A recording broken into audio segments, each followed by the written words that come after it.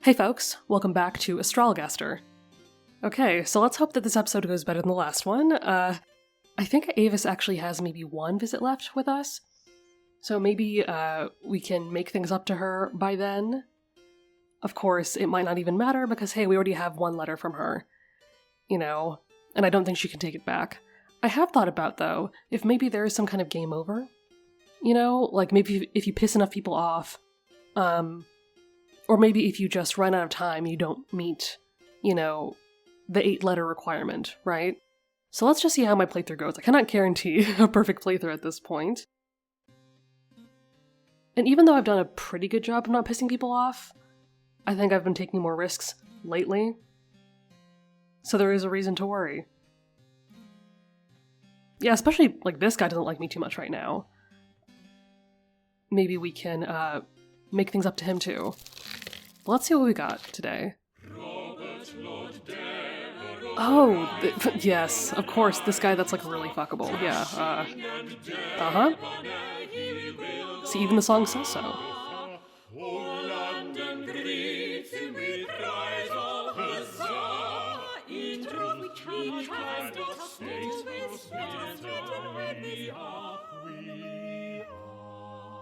See, even the madrigal singers agree.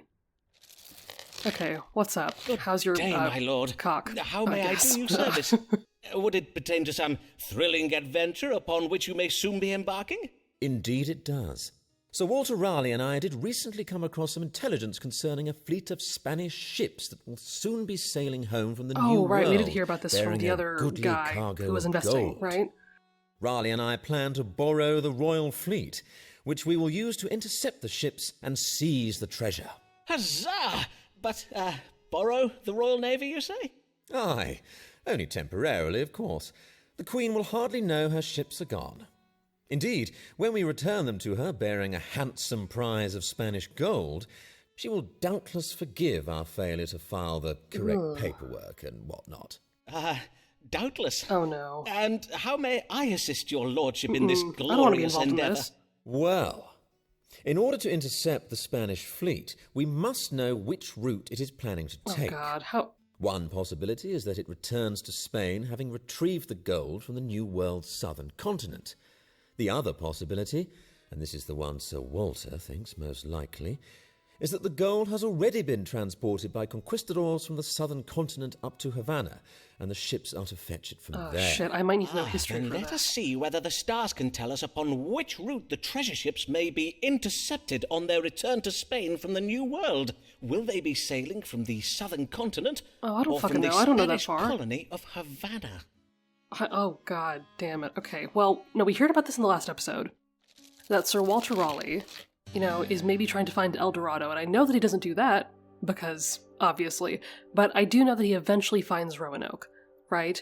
So I'm not sure if we're supposed to encourage this expedition because he will eventually settle the colony of Roanoke or whatever, or if we should discourage this because we know that El Dorado specifically is a dead end. Anyway, okay, are the Spanish ships sailing via Havana or direct from the southern New World continent? God, New World, that's pretty funny. The crew of the Spanish ships happened upon the gold by conquering and killing its owners. That tracks. Sounds accurate. Through the conquering of foreign peoples, the King of Spain is establishing a fine cultural legacy for future generations. I mean, yeah, I guess that did happen.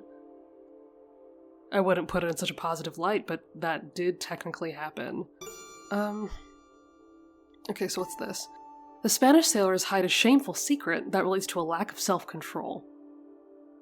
Okay, this might be closer to how I really feel, yeah? Devereaux should trust his friend Raleigh's instincts.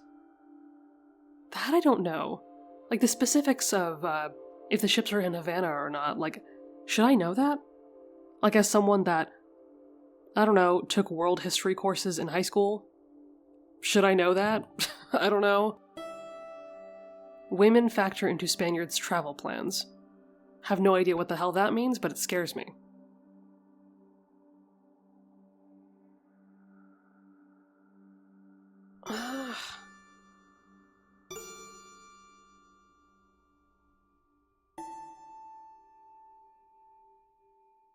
I mean, I feel like both of these answers can be bad. You know, and we also learned from the last episode, too, that, like, just because one option sounds like the lesser evil, or sounds like the thing that'll get you into less trouble, it doesn't mean it always is, right? That's part of the challenge of this game, so...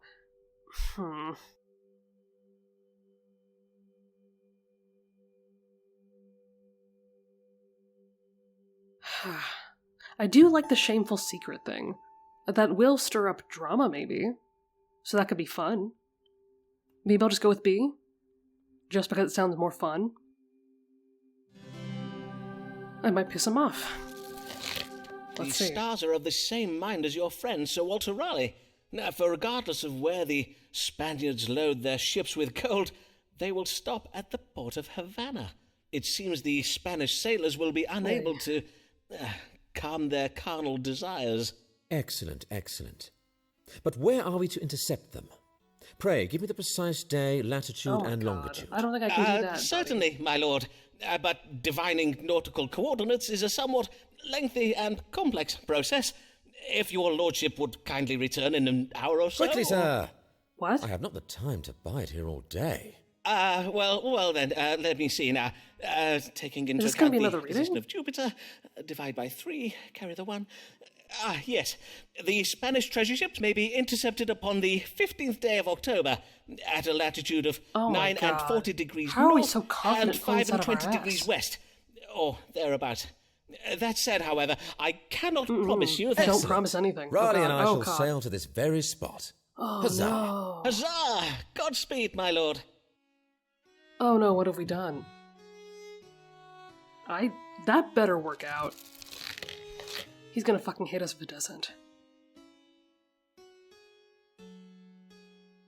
Yeah, any historians in the comments chime in, I guess. Oh, well, at least he likes us a little more. Maybe that's all that really matters, you know? If we can secure those letters of rec, probably doesn't matter anyway. But I was kind of hoping to be, like, maybe friends with some of these people, right? Though she never went to school, and she's kind and never cruel, do not take Alice for a fool. Alice Blogg, she is no fool. Blogg. Wait, is she like the wife of that other guy? I know that she's new, but I think she was, we have another guy named Blogg, don't we? Good evening to you, madam. How might I... Hi. Pray go tell your master, Mr. Foreman, that Mistress Alice Blogg is come to see him. Ah, Mistress Blogg. It is I, Dr. Simon Foreman, at your service. And what an honour it is to welcome the wife of the Dean of Rochester to my humble practice. To whom do I owe my thanks for having recommended you to my care? Well, I will not lie. You owe your thanks to nobody. For folk do tell me that you are not a real doctor, but a quack, who does conjure demons and dabbles most unlawfully in the dark arts. That sounds about right. I do assure you, madam, that whatever you may have heard, I am Yea, do not quibble, sir. If I did seek the counsel of a doctor who has one of those fancy medical degrees, of the kind of high-bred know-it-all who does see fit to judge a woman and vex her most cruelly, I would have gone elsewhere. But, truth be told, I have need of such a man as you, for I have been bewitched by a witch. Ooh, that sounds fun. I see. Yea, a loathsome spell has been cast upon me. It does cause me to awaken in the morning with a most terrible pain in my head.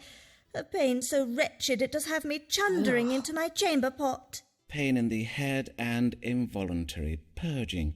And what leads you to believe your suffering is occasioned by witchcraft? Please tell me we'll meet a witch one of these days. The timing is most unnatural. That'd be awesome. My troubles do occur every Saturday morning without fail. I suspect the doings of our new neighbour, the widow MacDoon. As well as being Scottish, she does possess several cats. Several cats, you say? Sounds like good company. One or two of which I may have kicked, and now she has seen fit to take revenge upon me with her dark, foreign I guess magic. I couldn't blame her if that's the case. Indeed. Scotland is well known for the powerful black witchcraft practiced by its womenfolk. But as compelling as this evidence may be, my practice does draw upon the latest scientifical arts. No, that's so true. We're actually diagnose your condition, yeah. I must first perform a rigorous astronomical analysis. It's all very technical. So, let us see now, what do the stars say is the cause of your Saturday morning suffering?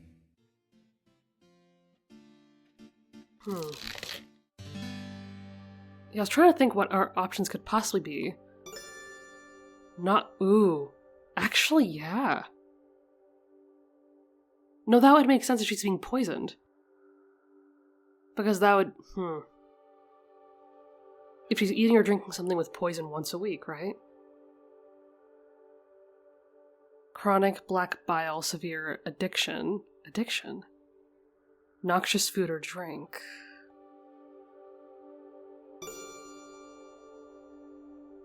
Being with child. I mean, this has been the answer enough times already. But also, yeah, something about it being once a week is suspicious, right? And that she herself is bewitched. Illness gets worse before it gets better. I don't know, something about it being every Saturday morning on the dot? That makes me think that maybe someone is poisoning something that she eats or drinks every Saturday morning. And I guess I'm just tired of the whole pregnancy thing. It's been that too many times. So you know what? Taking more risks. This could be fun. Madam, may I delicately inquire as to whether it be the habit of you and your husband to take wine with supper? On Friday evenings, perchance? Drinking a little overmuch on occasion is nothing to be ashamed of. Many of my most respectable querents do find that a fine French claret can be deceptively... Oh, nay, more's the pity. My husband is a tiresome teetotaler who prefers to spend his evenings writing sermons and counting coin. He hardly ever accompanies me to the tavern on Fridays. Sounds like a riot. Does he not? Well, in any case, I am much afraid that the ale you do consume upon these tavern visits may be to blame for your affliction. The consumption of strong drink can provoke an excess of black bile, which then does cause the body to purge itself the following day. I do advise you to consider... Then I am not bewitched. But if that be true, then to poor Molly McDoon I have been most rude and unneighbourly. Yeah, maybe apologise about the cat. For shame. Just a thought. I must go to her this hour and apologise. Fare you well, Mr. Foreman. I must bid you good day. Oh, well, I guess all's well that ends well. Helping people make friends or something, right? Actually, wait, I wanted to go into our letters of rec too, because I noticed that some people might not be on this list. Like, last time I looked, I thought I was missing at least one person. But maybe I'm not. Oh, well, I guess, Miss Blogg is not on this list. Unless she's going to be added very soon. It's just a little strange that we can't see her here, but... Okay, let's continue. Oh, not this fucking guy. He's already mad at us. Accused to us violence, but they call it science. They mock our beliefs and belittle our fears. Okay, what is it this time, buddy? Did you listen to your wife? Well met, Mr. Mugg. How fare you since our first consultation? It seems as you were right. Though I was, in sooth, much troubled with the vile disease of, what did you say it was? Fudgipus and Honeyman, I did not die. Frigidus ad hominem. I am most glad to hear it, sir. Indeed. Yeah, you got that man look well. cold, right? Well, mayhap I look well now, but 'twill not be for long. I have been poisoned. Poisoned? By the saints! Who is the author of this foul deed? My friend George Sprottle, the bookbinder. I did dine with him not 2 hours ago. I see. A bout of evil digestion.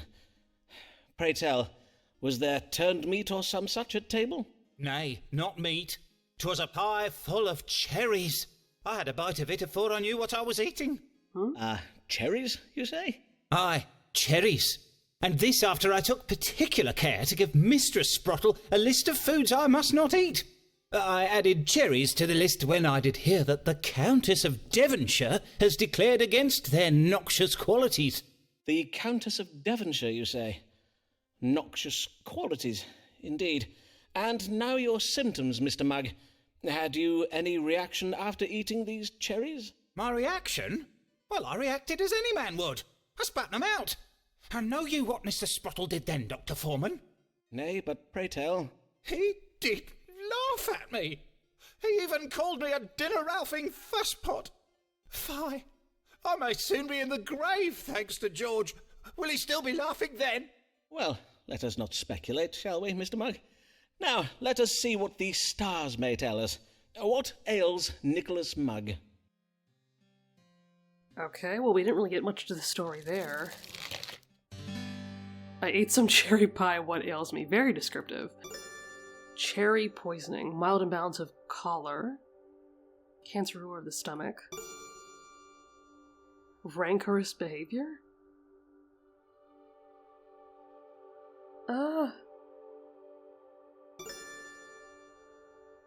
Cherry poisoning.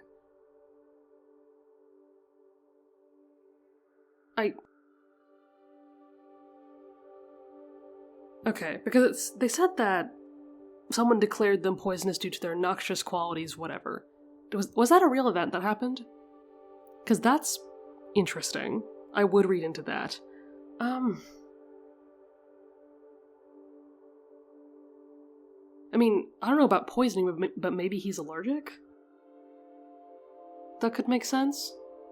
I have no idea what the hell is going on there. This sounds like a joke. Am I missing something? It seems you have indeed been poisoned. Probably. Whatever. The cherries have provoked an imbalance of choler.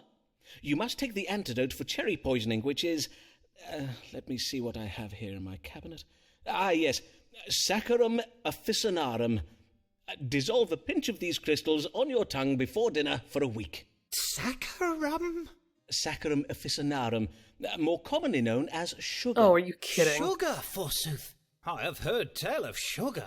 'Tis a rare and fine substance, I do believe, and therefore doubtless most efficacious. That's right. Trade from the New World, right?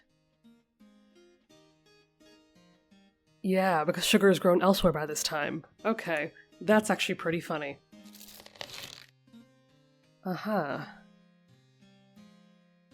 Yeah, Countess of Devonshire, who is not a licensed doctor, has deemed them unwholesome. I mean, I'm not sure how much good that'll do, but I guess, you know, we know sugar pills can be a placebo now, right? I guess it's not such a strange concept. Okay. Let's keep going.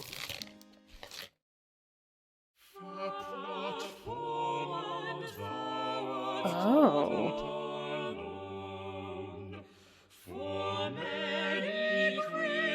I wonder what this is going to be about. Maybe matters of the heart? Or expanding business? Something like that?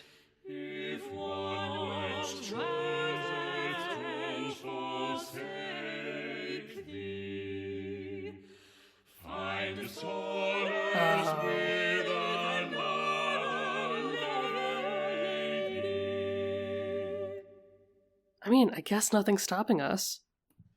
We could go for someone else, but who? Ah, there you are. Did Mistress Allen call whilst I was out this day? Nay? You're quite sure about that, are you? I see. I cannot understand it. Why has Avis not come these past weeks? Does she no longer wish to see me? Oh, was that the entire thing? Oh, that's it. Yeah, probably because, we pissed her off. Actually, let's read it first. I have been deprived of tender favors of late, but my fortune seems to be reversing. I expect to see Avis soon. I don't know, she's still pissed at us, isn't she? Mistress Allen's reluctance to see me is but the legacy of my unpleasant manner towards her in the past, provoked by my suspicious fancies. Yeah. She thinks you're fucking crazy. Which would be correct, so... Okay. Avis feels that she has treated her husband carelessly. No, I don't think so. I think the problem is us. It was cruel of Avis to allow me to hope that we'd one day be together. Yeah, typical. Blaming her. Yeah. 'Cause that's not what got you in this trouble in the first place. It is only self-constraint and a sense of duty towards her husband that keeps Avis from calling me. No, I think she has a mind of her own. And she'd be right to think that we're a dick. Okay, no, this is just reinforcing the paranoia that steered us wrong before, right? Avis's feelings cannot be trusted. She harbors romantic feelings towards other men. And then Avis does not know who has fathered the child she carries. No, I'm pretty sure it's ours, right?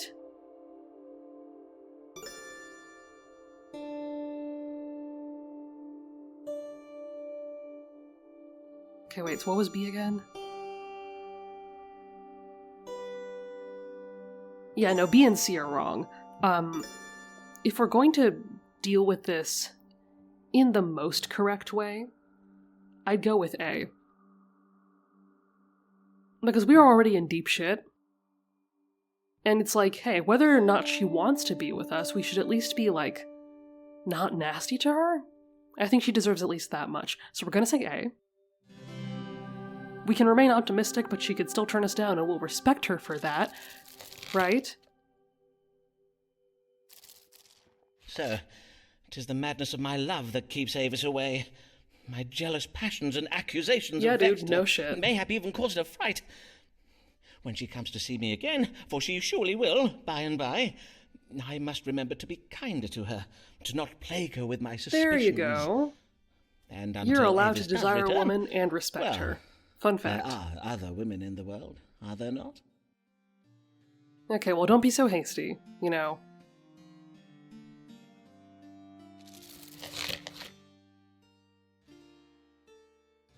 I mean, personally, I think that we should take some time to cool off and, you know, maybe date ourselves for a bit, but I don't think that's an option here, so...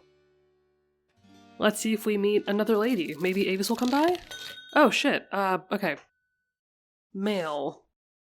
Sir, I must thank you for resolving the misunderstanding betwixt me and my neighbour Mistress Molly MacDoon. You advised me that my Saturday morning headaches and chunderings were not caused by her witchcraft, but by my consumption of strong drink. You spoke true, and for that I'm grateful. Although if Molly was not then the author of my suffering, she surely is now. For since we are become friends, we go together to the tavern every Friday. Yay! You're queer into Alice blog. Wait, that actually makes me so happy.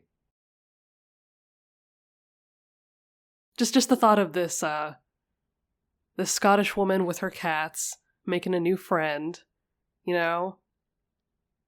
That they cleared up the misunderstanding. That's so fucking cute. Ugh, okay. Anyway.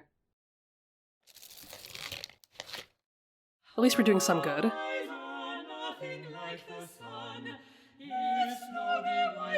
Oh, that's not very nice. The fuck?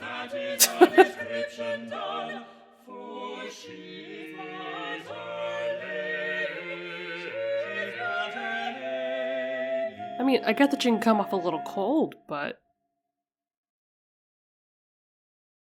I don't know, I like her. Good day, Mistress Lanier. Much time has passed since I last saw you. How do you fare? In truth, not well, Dr. Foreman, not well at all. Then I am full sorry for it, madam. Pray, tell me what manner of ill has befallen you? I have been publicly humiliated. Mr. S. has been circulating a collection of insulting sonnets about an unnamed dark lady. Okay, well, we don't know if that's you. And all of London thinks this dark lady is me. Why do they think that? Your complexion is rather... Oh, that's rude. It's racist. I am described as having foul breath and black wires for hair. Though methinks the very worst line is the one that tells of a gross body rising at the utterance of my name. And I cannot abide illusions, Dr. Foreman. If Mr. S. wishes to reference bodily levitation and other such cheap stage magic, he would do well to leave my name out of it. Well, how do we know it's you? My interest is in the dramatic arts, not fairground attractions. I am not sure that is quite his meaning. Dr. Foreman, you know of Mr. William Shakespeare, then? Do not tell me you have read the sonnets. It is. Well, I own that I have. But as you did remark, madam, all of London has read them. Oh, well, I am undone. My professional reputation is now utterly spoiled, for now the whole world will look upon me as naught but Mr. Shakespeare's fancy wench. No longer will they judge me on my own merits. Let us hope it is not as grave as that, madam. Have you discoursed upon the matter with him? Nay, I dare not confront him about it. For we are almost at an end with our work on a play, and I dare not risk it not being staged. Then let us see what the stars advise. What may Mistress Lanier do to restore her professional reputation?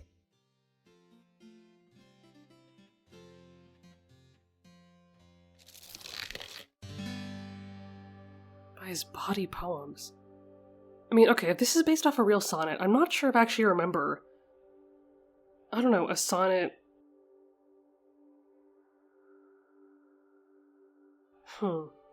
A sonnet that's, like, insulting, I guess?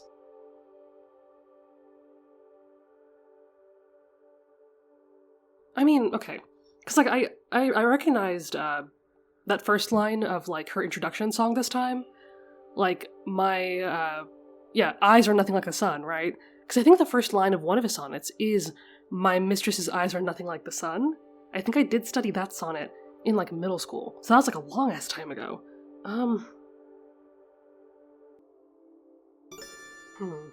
So I'm pretty sure that poem wasn't supposed to be insulting. Was it? Harbors secret thoughts of adultery which relate somehow to her intellect and her feelings of dissatisfaction. Lanier is ignorant of her romantic feelings and this must be reversed. Okay, wait a minute. I didn't read the other one. Mistress Lanier should abandon her career ambitions and revert to her true vocation. Bringing forth new life, she should have another child. Yikes. Okay, so for that alone, I don't want to pick A. Let's see B and C. No, I don't think that's quite it. She is not confused about her feelings for me. That's not quite. Okay, sorry if there's a blip there. My cats decided to, open the door. They learned how to open the door by themselves, and they just kind of strolled in. So if you hear any meowing, you know where that's coming from. Anyway, okay, God will help Mistress Lanier if she exercises constraint and discipline. I don't know if that's quite the point that we're trying to make here.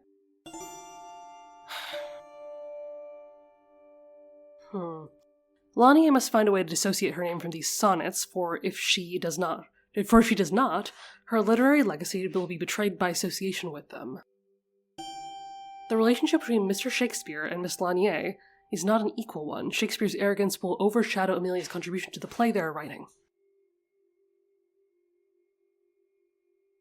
I don't know. Because what I remember from this poem is that it's not supposed to be insulting. Okay, yeah, no, this is wrong.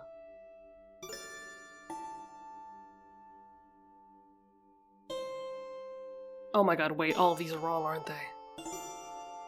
Fuck, this is hard. Because if this poem is what I think it's about, then it's actually supposed to be, like, kind of complimentary in, like, an ironic way, I think? Okay, so I took a few seconds to deliberate. Because I kept going back and forth, right? Like, on one hand, I don't like this idea that she should have another child, like, whatever the hell that means. Whatever that's supposed to, yeah, whatever that's supposed to indicate, right? But I also don't like that she needs to dissociate her name from these sonnets, because, I mean, first of all, it's Shakespeare. I'm sure association with him might be a good thing, if that makes her more famous, weirdly enough. But again, I also don't think that the poem is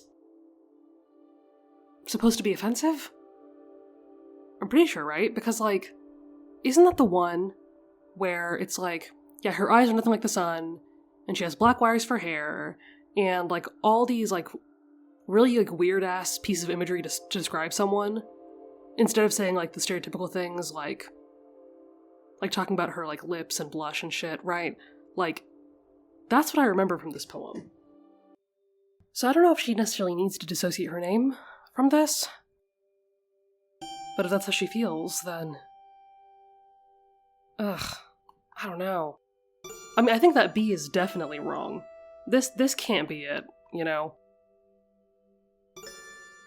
I don't necessarily believe in the whole, like, high-value, low-value men/women thing, obviously, but I don't know. I think we're on the lower value end here, okay? I'm not going to assume that every woman is going to like us. We know that Simon's a bitch, so... Like, I say that, like, half joking, but for real. Like, he's kind of an asshole. So, I really don't think B is it. It's gotta be A or C. And I really don't want to tell her to abandon her career. I think that'd be really bad. So, like, if she really needs to distance herself from Shakespeare, maybe she should? Even though I don't think, like, that insulting her was the intention, but whatever. Ugh, okay. Alright. You are right to be concerned about the damage to your reputation, Mistress Lanier, for there is a danger that your partnership with Mr. Shakespeare and his depiction of you in his sonnets will forever overshadow your own literary achievements. God's womb. But what can I do to forestall such an injustice? I suggest you spread a rumour of your I don't know own if that's the best. About another lady. Oh, no. For instance, there is a brothel owner in Clerkenwell they call Black Luce. If you were to put it about that she is the subject of Shakespeare's sonnets, 'twould do her reputation no harm. Indeed, the effect will be quite the reverse, for doubtless there be many a man at present who would pay handsomely for a tumble with Shakespeare's dark lady. Oh, God. Well, indeed. I do feel 'tis most important to advance the interests of my fellow women, especially those seeking to make their way in business. Oh, do you see that? Okay, I like her even more now, damn. 'Tis your mute Italian querent, Signor Ferraro. He is staring at us through the window. What the fuck? Is he? Then doubtless he has come for another consultation. Great. Also, yeah, I'm sure something's gonna be revealed about him later. Thoughts on that later, but anyway. I really like Amelia. I think she's our favorite client at this point. I'm sad we'll only see her one more time. I mean, I don't know, I feel like the Dark Lady thing could be a good thing for your reputation in the long run, but if not, then yeah.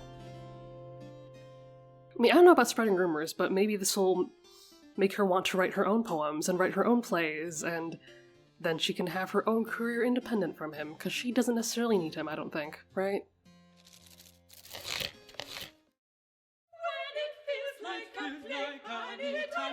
Ah, yes, piss guy.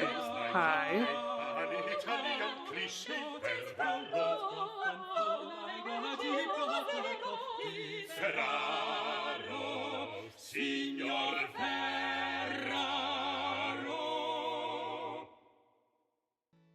Okay, sorry for the blip there again. The cats have been interrupting me quite a bit lately. Now that I've closed the door again, maybe they'll chill out? Hey, senor, and well met. Tis I, Riccardo Ferraro, come once again to see the great Dottore Simon Forman. Why do I have a feeling that maybe Indeed, he's like not actually Italian? You, senor. Maybe that's like his May weird secret? Maybe that's why he doesn't speak to I am Amelia? ill. I tell you my problems. First problem. I do make a chandar in the morning. Okay, well that's disgusting. Next problems. My belly does swell, and my chest, 'tis a most tender to the touch. And now, for the very most terrible of problems. I have the big feels. One moment I do whip, Big feels, and the yeah, next I do relatable. curse and gnash my teeth. So, Dottore, you tell what ails me, huh? That's it? You wanna make a water into this cup? Un momento, I make the water. What? Nay, not in my... Oh my god. If you please, Keep it senor. together, dude. As with our previous consultations, I shall be judging your illness by reading the stars. So, you need not my... Nay, senor, I have no need of it.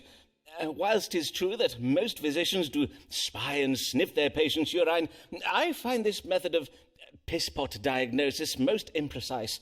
Indeed, the practice is quite primitive. Probably. No one's ever going to use that It is my method belief again, that sure. if medicine is to advance in this modern age, we must all adopt a more scientifical method. I am quite sure history will bear me out on this What's question. more scientific than this? This is scientifical method. This reading my diagnosis in the stars? Precisely so. Speaking thereof, perchance we may consult the stars now. What illness troubles Signor Riccardo Ferraro? Yeah, I don't fucking know. I didn't really get much out of that. Let's see, we had, tender chest and belly, throwing up, and moodiness. Oh. Wait a minute. I just thought of something else. Let's see if we mentioned that later. Okay. Senor Ferraro is troubled with apoplexy, a condition of the brain provoked by a sudden fit. It affects sensory perception and causes swollen neck veins, memory loss, and gnashing of the teeth. It's just mild enchantment cast by a witch. That could be fun for him. He could use a little excitement in his life, I think, right? Okay, mattering in the breast, which is a gathering of corrupt matter in the chest area, occasioning pain in the breast. Uh-huh. With child. Okay, this is literally what I was thinking. I mean, who knows? Maybe he has the ability to get pregnant, and we didn't know that, okay? It's not like we did a physical exam, okay? But, I don't know. Maybe if we choose this, it'll be, like, the silly answer and might piss him off. It could still be funny. Well, okay, hold on. Mattering in the breast, or apoplexy. I mean, at least this sounds like a real condition. Also, yeah, enchantment by a witch will always be funny. Damn, maybe it is this. I guess we've also kind of thought of him as a weirdo, right? So we don't want to, like... So maybe we're already being encouraged to, like, not take him seriously, but if he actually has a serious condition... Like, yeah, maybe that's the challenge of this game, right? That his illnesses, conditions sound a little strange until he actually gets something that's really real and serious. Maybe it's this. You know, let's go with it. Why not? Don't have all day, right? Senor, you have been stricken by a condition known as apoplexy. I will have my manservant bleed you from the arm, then apply beaver musk to your nose to induce sneezing, thereby drawing phlegm away from the brain. Of course. What are my problems? They are the swollen belly, the chundering, the tenderness, and the big mood. How can it be, this apoplexy? Do you think you're pregnant? Apoplexy is an affliction of the brain which can both trick the senses and induce, large moods. The star suggests this condition was given you by a witch. A most capricious witch, I warrant, for the condition has tricked your mind into feeling all the symptoms of being with child. That's how And verily, it is not possible for you to be with child, Signor. Unless, of course, that moustache of yours is naught but a cunning disguise. Well, it's not what I call it. But I jest, Signor. 'Twas not my intention to doubt your manliness. You jest! A lady who would disguise herself as a man? So silly. I think you see too many plays by Mr. Shakespeare, huh? Ricardo Ferraro? Okay, wait a minute. Oh. Wait, now I'm even more suspicious. What the hell? Are you a lady? Wait a minute, okay. I guess I'll have to clear that up the next time that you come around. Don't know what the hell you meant by that. That was a close shave, okay. Okay, so we're onto something. I'm not crazy.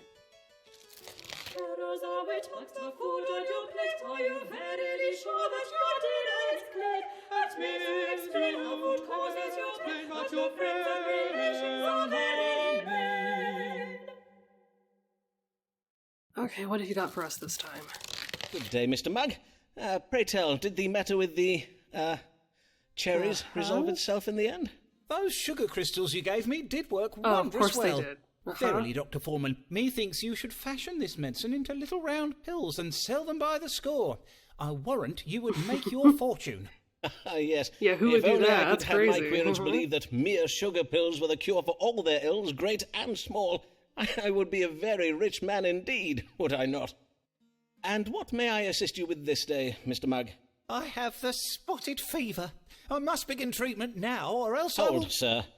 The spotted fever is exceeding rare. Why would you think you have such a disease? Well, sir, not only am I covered all over in red spots, I have lately taken to chundering, such as are the very symptoms listed in the medical book I did read. Oh, no. I am already taking the treatment Mr. Cogan prescribes, but now I require... You mean to say you have read Thomas Cogan's Haven of Health? Wait a Why, minute. That is a most technical book, He's read gonna know for that we're doctors bullshit. and medical students. How did you come to be reading it? My friend George Sprottle did binder printing of it in his shop. He kindly let me spy some pages afore 'twas sent up to Cambridge.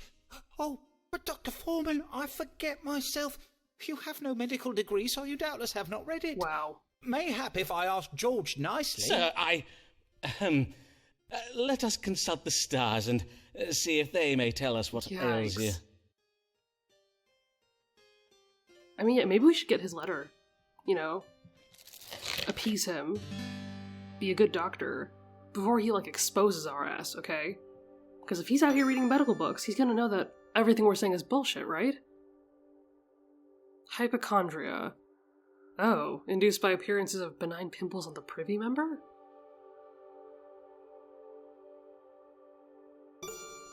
Evil digestion. Not sure if that's what this is this time. Mug has the spotted fever. I mean, are we really going to go with that?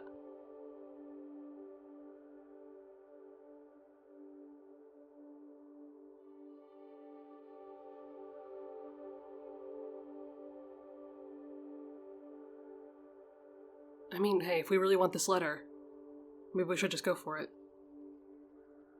Yeah, what the hell? Why not? Just give them exactly what they want, right? Indeed, suffer from the spotted fever, Mr. Mug. Now, here. as to your cure, it does require some uncommon ingredients that I do not keep here in my chambers at present. A moment, pray, while I write this down. Here, take this recipe to your apothecary and have him make you up a preparation. Take a spoonful each morning until your red spots disappear. Oh, ground up horns of a deer. And cinnamon, how very fine. And this red coral from the South Seas. Aye, verily. Nothing but the finest of cures for my loyal querents. It is just as well for us that I did consult Mr. Cogan's book, is it not, Dr. Foreman? On my word, my wife was very wrong to doubt him.